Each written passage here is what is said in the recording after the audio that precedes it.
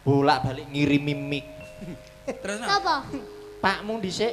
Oh ngono to. Iya no. Wis kan wis duwe ngirimi mic. heeh wis duwe cita-cita sok ben Mik wireless to. mic wireless. Mic wireless. Sok ben nek anakku lahir Aku ra lo pengen ya. dadi bocah sing sukses sing Aku ra melok. terkenal. Aku banyolan kuwi gak melok ya.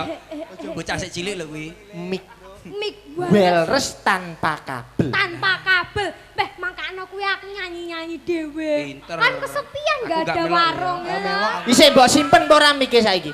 Oh Mike. Heeh. Simpen bapake Heng. Aku. Aku gak melok. Kok wis Gak melok lho Heng aku. Mic wireless. Gak melok. Kayak ngene iki to Mike. Iya ya. Ya, Ora pengalaman. mungkin ora ngerti ya.